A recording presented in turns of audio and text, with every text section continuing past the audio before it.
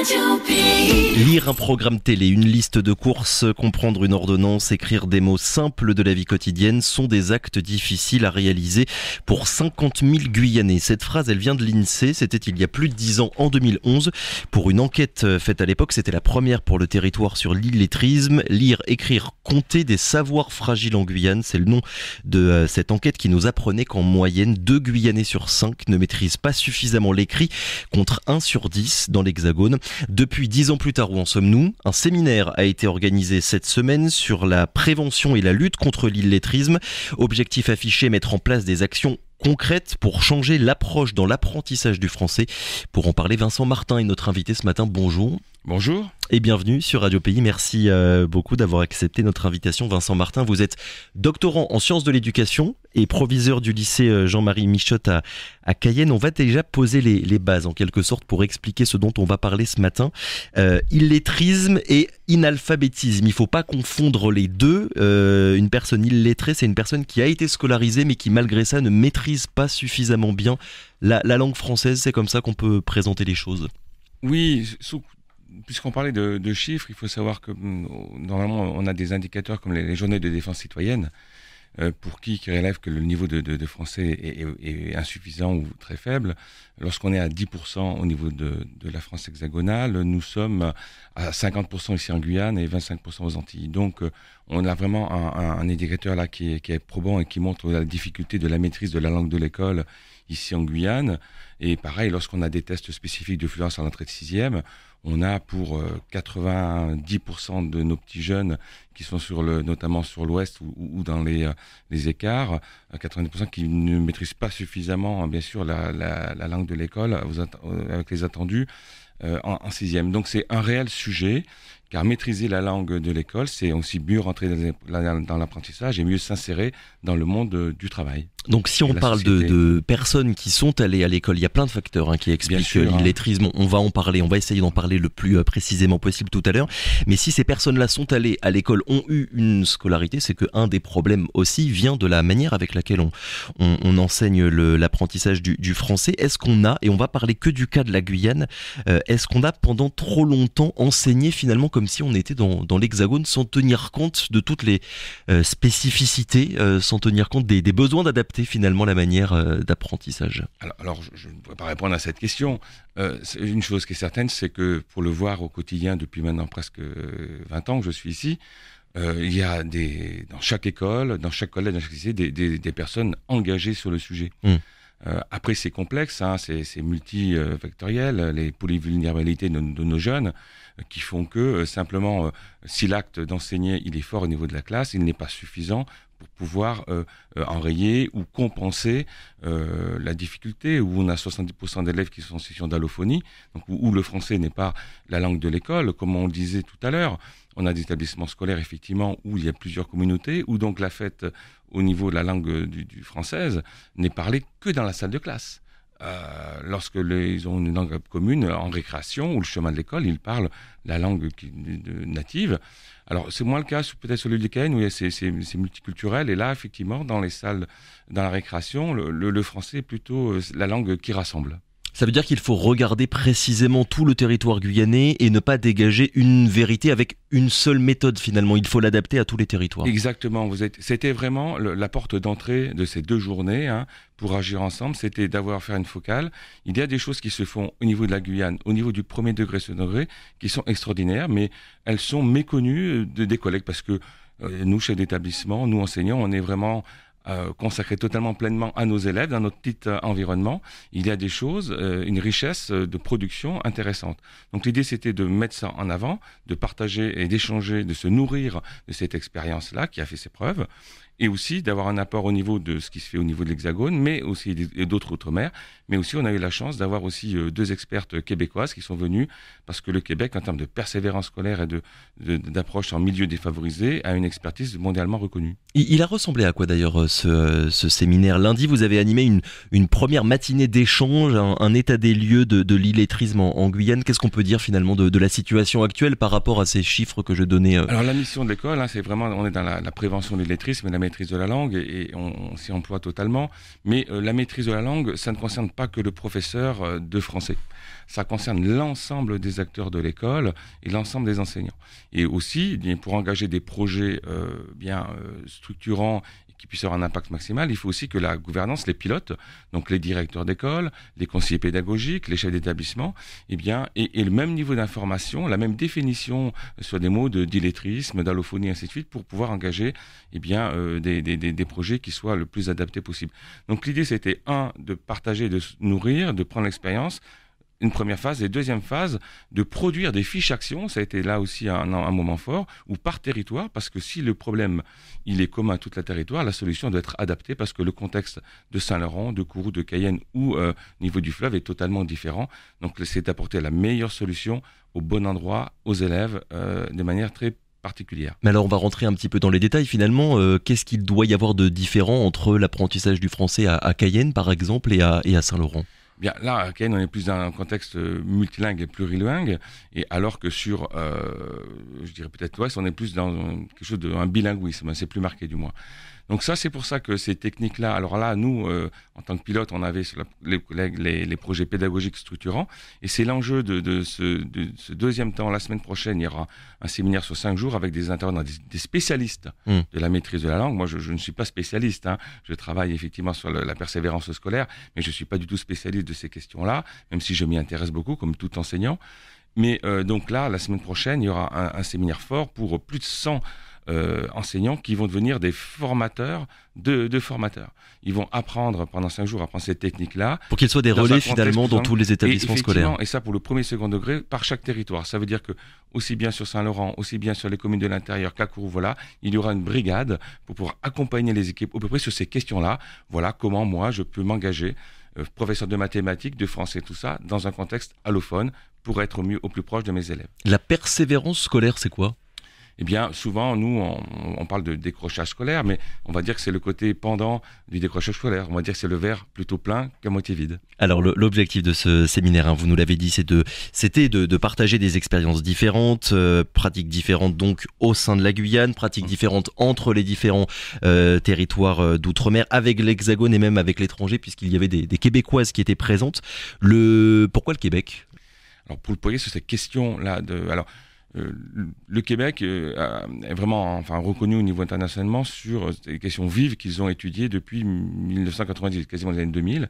Il y a eu un grand programme national et fédéral sur ces questions-là, et donc avec aussi bien des apports de la recherche et des retours d'expérience de terrain. Donc ils ont vraiment une expérience, c'est vrai, universitaire et de terrain qui nous permettent d'avoir ce qu'on appelle des déterminants de facteurs de réussite dans la persévérance. Ils appellent ça des écoles performantes à milieu défavorisé, c'est-à-dire qu'elles réussissent aussi bien, voire mieux que d'autres écoles qui, avec leurs indicateurs, devraient avoir des meilleurs résultats.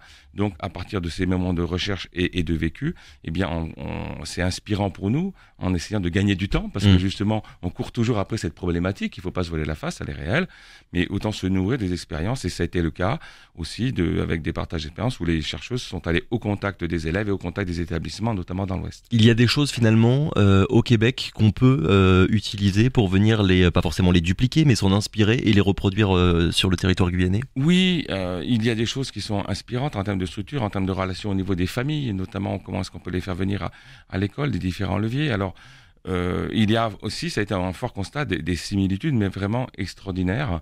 Des constats qui ont été faits, notamment on était au collège d'Arsène Boilly d'Angoma et on salue l'équipe très engagée de cet établissement, comme beaucoup d'autres. Mais vraiment, là, l'équipe est vraiment fédérée autour de cette dynamique-là.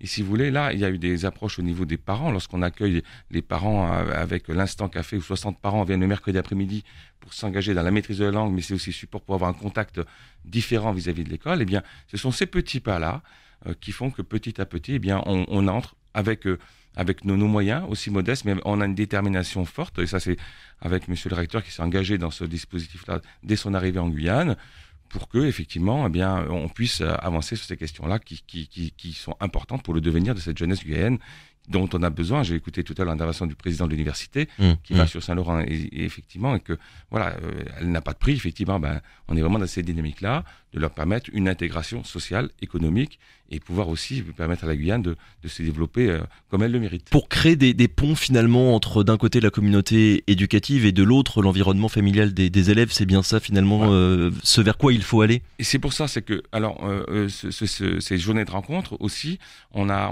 invité aussi les différents partenaires, parce que l'école seule ne peut pas y arriver sur ces questions-là. Si c'était le cas, ça ferait longtemps que nous aurions solutionné cette problématique. Donc là, on avait les partenaires aussi bien de la préfecture, des collectivités territoriales, des mairies qui étaient présentes. Et donc ce séminaire, c'était le début de quelque chose. Là, il y aura une rencontre bientôt avec au niveau de l'ANCLI, l'Agence nationale de lutte contre l'illettrisme, avec le président qui sera présent. Et je sais qu'il y a des rencontres qui sont prévues pour encore s'avancer, des partenariats qui sont forts avec la préfecture sur ces sujets-là, avec les cités éducatives, avec différents outils qui sont mis à disposition pour accompagner nos jeunes. Eh bien, on va renforcer ces partenariats-là pour essayer d'étendre, en fin de compte, sur la journée de l'élève. Eh bien, on ait la même approche commune, cohérente, autour de ces sujets-là, de la maîtrise de la langue de l'école, ici en Guyane. Alors, un autre point intéressant de ce séminaire, c'est qu'il y avait des acteurs du premier degré, donc maternelle, élémentaire, et du second degré.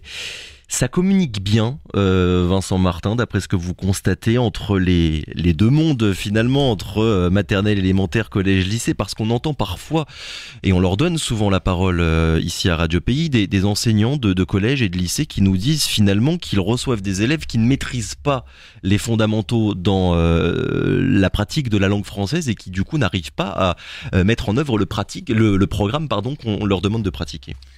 Alors, je vous dis, de ce que j'ai vu durant ces 2 journées, je peux vous dire que ça fonctionne très bien.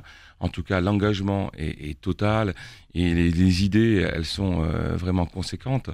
Donc, par contre, là, vous soulevez quelque chose qui est important, c'est-à-dire que aussi, moi, j'inviterais vraiment les enseignants à croire en eux et à vraiment à faire confiance à leur pouvoir d'agir. Car si toutes ces actions-là ne trouvent pas la destination dans la classe, dans le geste professionnel auprès de l'élève, eh bien, c'est un petit peu vain ce que l'on fait. Donc, l'objectif aussi, c'est que l'apprentissage de la lecture ne concerne pas que le professeur de lettres. L'apprentissage de la lecture, c'est vraiment à destination de tous les enseignants, de tous ceux qui sont au contact du jeune, parce que l'approche de la lecture, c'est le plaisir. La lecture, c'est comprendre, c'est s'enrichir, c'est se nourrir, et puis c'est aussi comprendre son environnement, simplement matériel, pour pouvoir se déplacer, comprendre la situation administrative et complexe. Donc vraiment, oui, c'est complexe. On peut comprendre qu'il soit désemparé. C'est pour ça qu'il y a un plan massif de formation de formateurs. Dès l'instant, si des équipes pédagogiques souhaitent s'engager un peu plus, eh bien, l'enseignant seul ne peut pas y arriver. C'est une réalité. Mais en tout cas, il peut compter, en fin de compte, une académie qui s'engage aussi pour essayer de les accompagner au plus proche. Alors, il faudra du temps, faut être réaliste, mais il faut être réaliste, mais aussi il faut être déterminé dans cet objectif-là qui est fondamental pour la région académique de Guyane. Ce point-là, là on parle évidemment du cas de la Guyane, mais on pourrait le développer à tout le reste du territoire. Est-ce que c'est en train de changer? Parce que je me souviens, il y a encore quelques années, le nombre de personnes qui disaient justement que le système éducatif français n'était pas assez souple, ne permettait pas aux enseignants de mettre en place certaines démarches particulières qu'ils avaient envie de faire avec leurs élèves, trop de verticalité aussi avec les académies et le ministère. Est-ce que il y a quand même un changement et finalement au plus haut des autorités, on est en train de se dire peut-être qu'il faut faire un peu plus confiance aux enseignants? Je vous inviterai à interroger Monsieur le ministre ou Monsieur le recteur sur ces questions-là. Je ne me permettrai pas de... En tout cas, je voulais avoir votre vision des choses un petit peu en tant que proviseur. En tant que proviseur, comme je vous l'ai dit, on essaie, on a des outils, on a des leviers, notre école faisant ensemble, ainsi de suite. On a une autonomie aussi des établissements, donc on peut le faire. On peut le faire.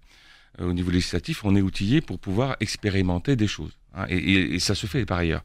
Mais après, donc, sur ces actions plus politiques, là, bien sûr, je ne m'aventurerai pas sur ces questions-là, mais tout ça, l'important, c'est de dire que l'élève, notamment l'enseignant, il n'est pas seul. Et effectivement, quand on voit un nombre d'élèves conséquent qui arrivent à 8, 9 sur 10, qui comprennent difficilement ou pas suffisamment la langue pour la consigne en mathématiques, on peut comprendre que l'enseignant soit désemparé, qui ne le serait pas. Oui, parce qu'il faut être formé aussi sur toutes ces questions-là. Il faut être accompagné, il faut être formé, vous avez totalement raison, au geste professionnel. Et donc dès l'instant aussi pour dire, voilà, chers collègues, vous n'êtes pas seuls, mais par contre aussi on peut pas l'éluder cette question-là. Oui, c'est compliqué, c'est normal d'être un petit peu surpris et chaudé lorsqu'on arrive. Mais aussi, on va vous accompagner. Les équipes de direction, elles sont mobilisées. Et là, l'académie, avec ce plan massif de formation de formateurs, va permettre d'être plus proche des enseignants. Voilà. Mais moi, là, si je disais qu'un mot, c'est enseignants, ayez confiance et ayez confiance dans votre pouvoir d'agir parce que c'est vous qui êtes au contact des élèves. Et c'est là où c'est l'acte qui se fait dans la classe qui sera déterminant pour eux, pour leur avenir. Ouais, une des clés aussi, et on en parle assez régulièrement, c'est évidemment de former davantage d'enseignants guyanais pour apprendre finalement le français à leur manière aux élèves guyanais. Vincent Martin, je l'ai dit, vous êtes proviseur, vous avez été principal également il y a quelques années. Vous êtes amené évidemment à voir cette réalité-là tous les jours. Qu'est-ce que vous constatez dans le rapport que les élèves peuvent avoir à la langue depuis ces dernières années? Est-ce que vous observez certains changements, certaines pratiques qui évoluent progressivement? Alors, ce qui est intéressant, c'est effectivement, j'ai eu la chance d'être au niveau du collège, un lycée général et un lycée professionnel. L'objet n'est pas le même, les élèves n'ont pas le même âge, et ainsi de suite. Et je vois en lycée professionnel où on a des supports pratiques et on voit des élèves, effectivement, par ce biais-là de l'approche professionnelle, pour qui il est nécessaire d'avoir un certain vocabulaire et tout ce qui est afférent à la discipline professionnelle, on a des élèves qui sont souvent plus intéressés. Mais aussi, les élèves qui arrivent au milieu professionnel sont de milieux plus défavorisés, souvent éloignés et déjà encore en plus en difficulté avec la maîtrise de la langue. Donc, il y a une pratique qui est beaucoup plus pragmatique et de proximité, mais l'écart, il est déjà plus conséquent. Donc, ce qu'il faut dire, c'est qu'on a ici en Guyane une jeunesse extraordinaire, des élèves qui sont mobilisés, qui ont envie d'apprendre, qui sont engagés, malgré des difficultés qui sont énormes et qui sont hors normes par rapport à l'Hexagone, même d'autres départements d'outre-mer. Mayotte sera un petit peu similaire au niveau des chiffres, mais les origines sont un peu différentes. Donc, et ça, c'est une chance. C'est une chance parce que nos élèves aussi, ils demandent à être participés, voilà, et s'engager. Mais si je prends l'exemple du lycée Jean-Marie Michotte, où on a des équipes vraiment très engagées, en proximité, une relation élève-professionnel qui est vraiment de confiance. 95% des élèves sont satisfaits, voire très satisfaits d'être au lycée Jean-Marie Michotte. Donc, ils aiment cette image du lycée. Et à côté de ça, nos résultats, ils sont pas, enfin pour moi, ils sont pas satisfaisants à la hauteur, parce que c'est beaucoup plus complexe que ça. C'est pas simplement, mais en tout cas, on permet à des élèves d'apprendre un métier avec toutes les difficultés qu'il y a, surtout qu'ils aient confiance en eux, qu'ils renforcent leur estime de soi. Lorsque on sent que l'on est capable, qu'on va réussir, eh bien déjà, on peut, je pense, franchir tous les fleuves, monter tous les Everest, et ainsi pouvoir, encore une fois, mieux vivre en Guyane. Mais du coup, on va parler, Vincent Martin, de la question des facteurs. Vous nous l'avez dit, Oui. s'il y a autant d'initiatives structurantes de ce point de vue-là, fait par des enseignants motivés, avec des élèves motivés Oui. et des élèves extraordinaires, comment est-ce que ça se fait qu'on se retrouve encore dans cette situation-là? Le principal facteur, c'est quoi? C'est la langue maternelle, c'est vraiment ce point-là qui est considérable. Ce n'est pas que ça. Bien sûr, il y a la langue, c'est un facteur important, mais aussi donc il y a le contexte socio-économique, il y a le contexte culturel, il y a aussi l'origine de la langue native. Beaucoup des langues sont des langues orales, Oui. avec très peu d'écrit, et quand le socle au niveau de l'écrit n'est pas posé, eh bien c'est compliqué de faire des ponts avec la langue de l'école. Donc il y a ça effectivement, voilà, donc c'est bien comprendre, mieux connaître pour mieux agir. On est vraiment dans cette, et donc c'est pour ça qu'on a aussi besoin de chercheurs comme ça qui nous accompagnent et tout ça pour éviter de faire des écueils, parce que des fois la volonté, on vous en connaissez tous, on en connaît des enseignants qui sont mobilisés tout ça, mais des fois il y a le geste qui est un peu maladroit et où l'enseignant met beaucoup d'énergie et dit ça marche pas, ainsi de suite. Mais peut-être qu'il y a un petit travers qu'il ne sait pas et avec une meilleure connaissance, il serait encore plus efficient au niveau des élèves. Donc c'est On a une bonne connaissance maintenant finalement du phénomène, à la fois de manière générale et plus particulièrement sur le cas de la Guyane. En recherche, il y a beaucoup de choses qui sont faites au niveau du premier degré, au niveau du second degré. On manque encore un petit peu de recherche sur certains sujets. Donc voilà, et en tout cas c'est un engagement. Là on était justement là les Québécoises ont fait une intervention qui a été vraiment très appréciée au niveau des étudiants de master avec l'université. Il y a eu des échanges aussi avec les chercheurs universitaires qui sont aussi très preneurs de cela. Donc encore une fois c'est collectif, c'est pas que l'école qui peut y arriver, c'est la société, et notamment là il y a avec les programmes qui s'annoncent avec les mairies et la préfecture et tout ça, en tout cas on est vraiment sur un chemin dynamique, engagé, aussi bien au niveau de l'académie qu'au niveau des différentes collectivités territoriales. Donc c'est un bon signal. Le chemin est long. On part de loin, je sais pas, on part d'où nous partons, voilà. Mais en tout cas, je pense qu'on peut dire, c'est que nous sommes vraiment déterminés à essayer de faire au mieux pour cette jeunesse. Problème multifactoriel, j'ai lu qu'il y en avait aussi un autre à côté de ceux que vous avez déjà listés, c'était l'âge d'entrée à l'école. Plus un enfant va commencer sa scolarité tôt, plus il aura de chances d'avoir plus il va la commencer tard, plus il aura des chances d'avoir des difficultés dans la maîtrise de la langue. C'est vrai que ça semble assez évident, et on sait qu'en Guyane, l'âge d'entrée en établissement scolaire est plus tardive que dans l'Hexagone.